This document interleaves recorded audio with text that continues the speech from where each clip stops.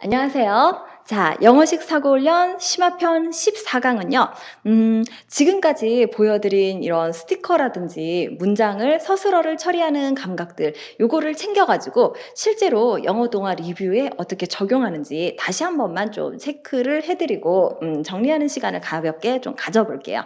자, 이거 제가 영어식 사고 동사 어순편을 들으신 분들은 이제 공부를 어떻게 하세요라고 말씀을 드렸는데, 그래도 또 막막해 하시는 분들이 계셔가지고 제가 높아심에 다시 몇 가지 포인트만 좀 짚어드릴게요. 자, 이때 가장 중요한 게요.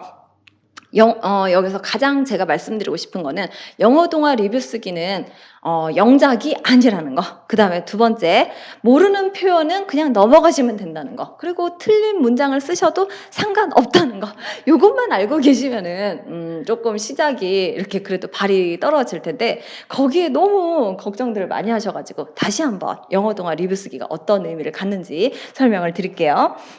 영어 동화 리뷰 쓰기는요, 일단 기본적으로 제가 수업 시간에 영어 동사 어순편에서 말씀드린 포인트, 그리고 같은 포인트를 지금 심화편에서도 계속하고 있죠. 그런 포인트들을 챙겨두시면 돼요. 일단 문장에서요, 중간중간에 스티커가 쓰이는 문장이 보이면은 이 스티커가 뭔지, 뭐 ing 스티커인지 대 스티커인지 뭔지 이런 애들 한 번씩 찾아보시면 돼요. 그리고 그 다음에 제가 알려드린 패턴은 2개 정도 있는데, 받을 사람을 먼저 챙기는 패턴. 이 패턴 같은 경우는요, 머릿속으로 그냥 생각하는 거는 굉장히 쉬운데, 아니면 이해하는 거는 굉장히 쉬운 패턴인데, 막상 쓰려고 할 때, 이런 상황에도 이렇게 쓰는구나. 이걸 좀 많이 보시는 거, 몸에 익히시라고 이 말씀을 드리는 거고요. 그 다음에 세 번째로는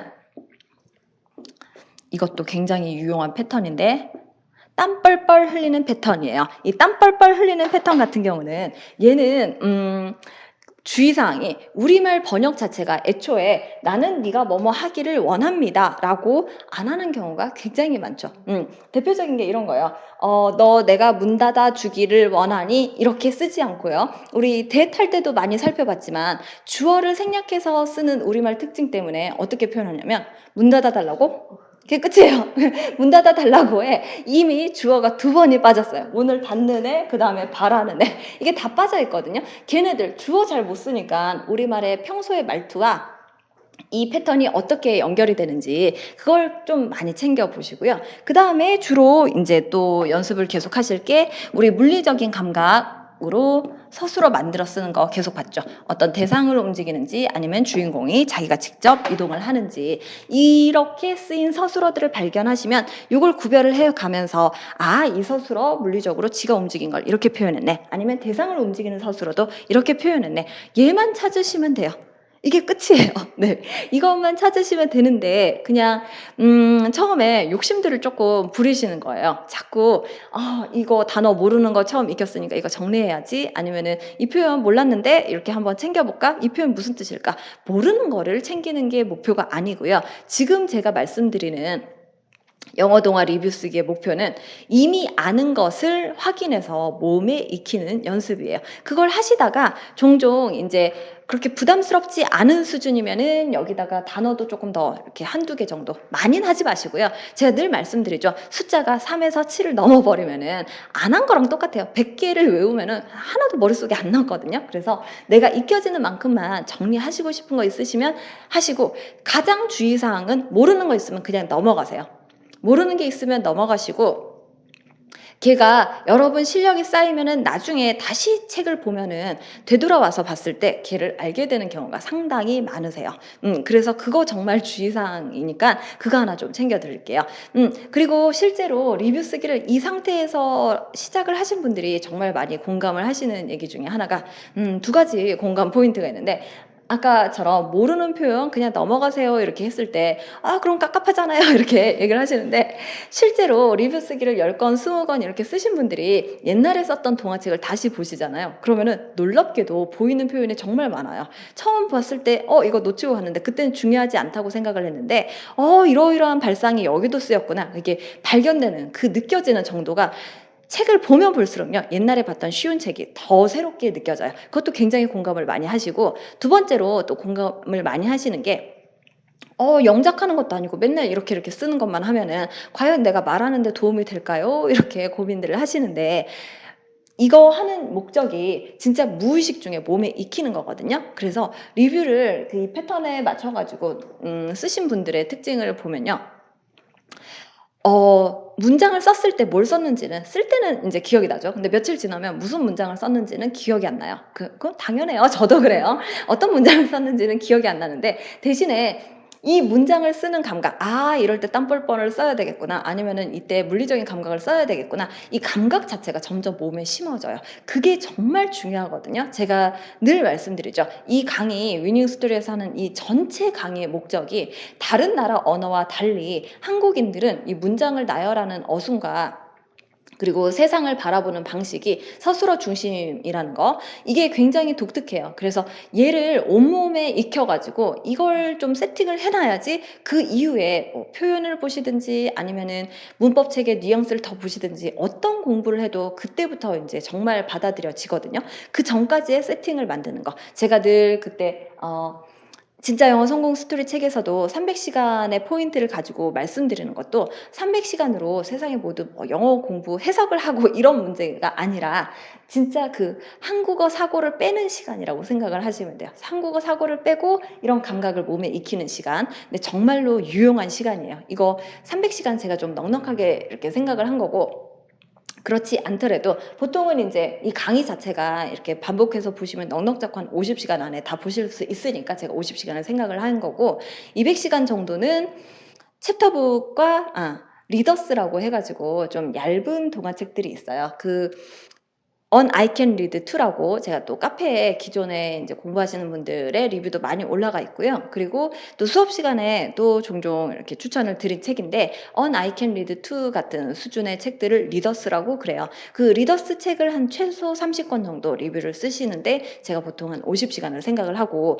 그리고 그 이후에 챕터북이라는 아이가 있어요. 그 챕터북을 가지고 공부를 하실 때 그때도 한 챕터별로 공부를 하시면 되는데 그것도 한 5권 정도. 보통 얇은 책의 챕터북을 한 권 보는데 한 챕터를 보는데 1시간 정도 되는 것 같아요. 물론 보고 읽고 리뷰까지 쓰는데 그렇게 해서 한 권이 10챕터면은 한 10시간 정도. 그러면은 챕터북도 한 5권 정도 리뷰를 쓸 수 있죠. 그렇게 생각한 시간이 대충 한 100시간, 200시간 이렇게 계산을 했을 때, 그리고 나서 이제 그 정도 약간 인풋을 쌓고 나서 그리고 나서 다시 혹시 기회 되시면 일시정지를 되도록 활용을 하셔가지고요. 처음에 봤던 강의들을 다시 한번 보세요. 그러면 제가 처음부터 했던 강의가 분명히 들리는 수준이 달라져 있어요. 반드시 그 채워져 있는 상태가 내가 이해할 수 있는 폭이 더 높아져 있거든요. 그런 것들을 한번 챙겨보시고요. 마침 리더스 책이 있어서 제가 좀 보여드릴게요. 리더스는 이렇게 그림이 많고 글이 약간 적당히 있는 이런 류의 스토리 책인데, 대부분 제가 이 시리즈를 많이 추천을 드리는 이유는 그냥 혼자 보시기에 가장 비용 대비 내용이 알차요.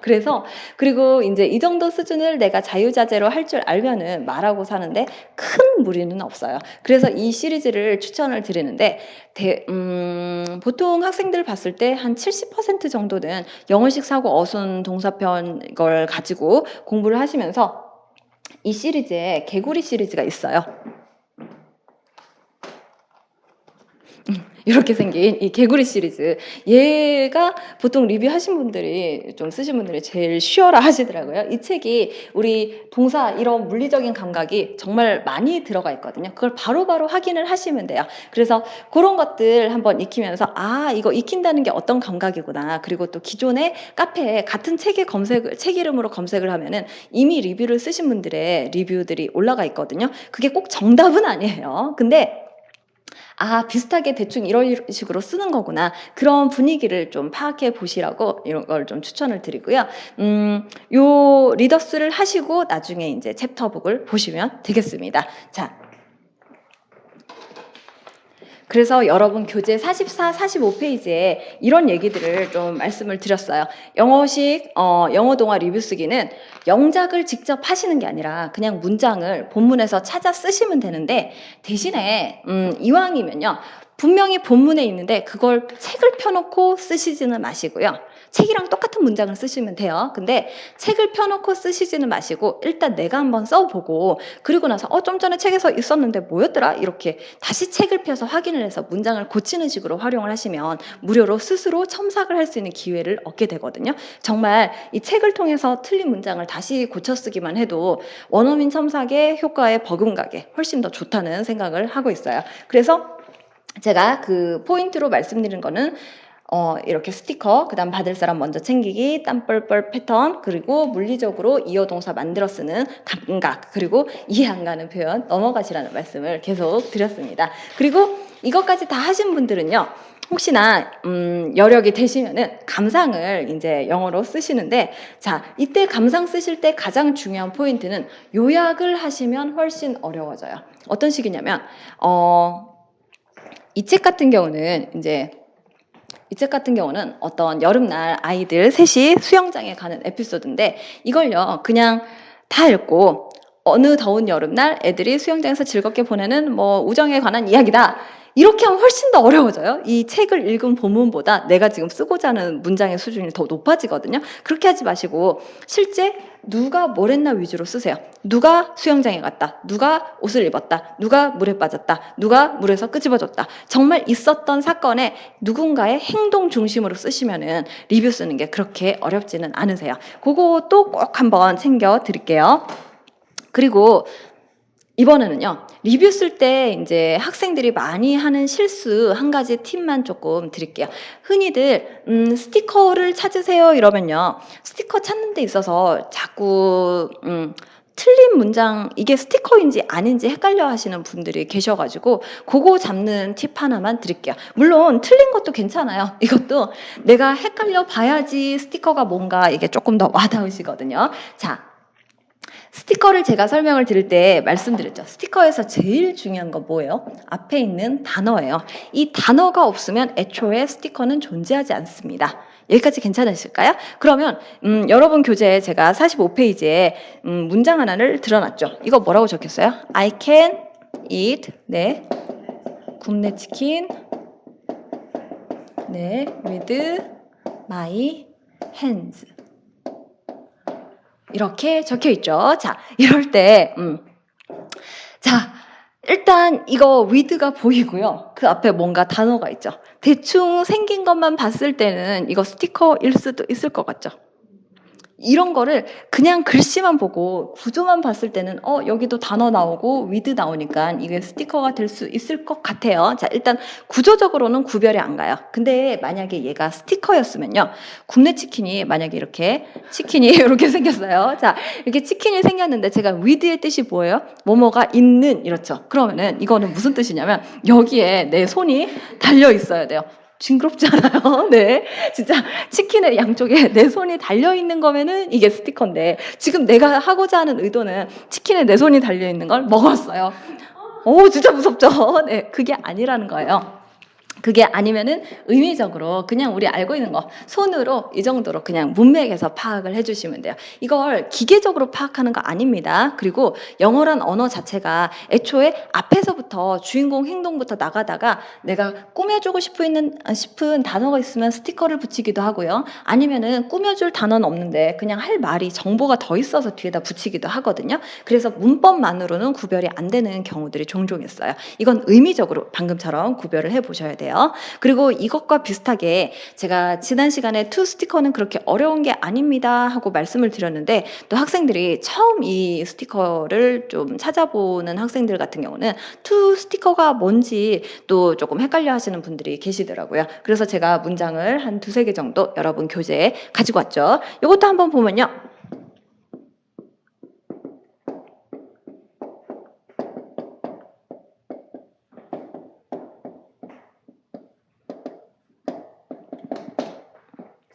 자, to 다음에 동작이 일단 나와요. 그러면 to 스티커가 될 수 있는 가능성은 있는데, 일단 이 문장에서 여기 이 부분은 to 스티커인가요? 아닌가요? 아니에요. 자, 얘는 왜 안 돼요? 일단 스티커가 붙으려면 반드시 앞에 단어가 있어야 된다고 했죠. 단어라는 거는 제가 수업 시간에 말씀드리는 단어는 명사예요. 근데 얘는 지금 명사가 아니라 뭐예요? 동작이죠. 그러면 얘는 스티커가 아니에요. 얘의 정체는 뭐냐면 우리 옛날에 말문트기에서 뭐뭐 하려면 할 때 그 포스트잇 있었죠. 그거예요. 이거는 문맥을 봐야지 알아요. 자, 일단은 여기서는 확실히 구별이 되는데 읽으면서 이 문맥을 그냥 이해를 하시면 돼요. 이거 앞으로 붙여도 상관없죠. 어떻게 해요? To lose weight, what should I do? 이렇게 얘기를 하셔도 돼요. 그러면은 두 번째 거 한번 볼까요?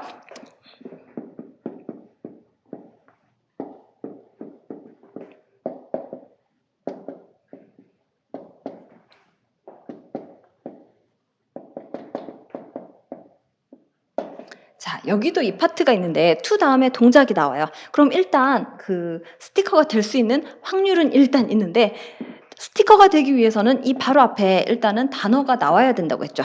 여기 일단 단어가 나오기도 해요. 그러면 여기서는 이게 스티커일까요? 아닐까요?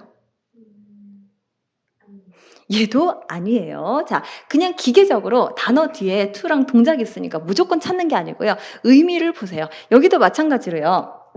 얘를 맞추려고 뭐뭐 하려고 램프를 톱질을 해서 이렇게 잘라냈습니다. 이런 의미지 의미적으로 이 포스트잇을 붙는 이 to는요. 의미적으로 구별을 하셔야 돼요. 마찬가지예요. 밑에도 보시면요.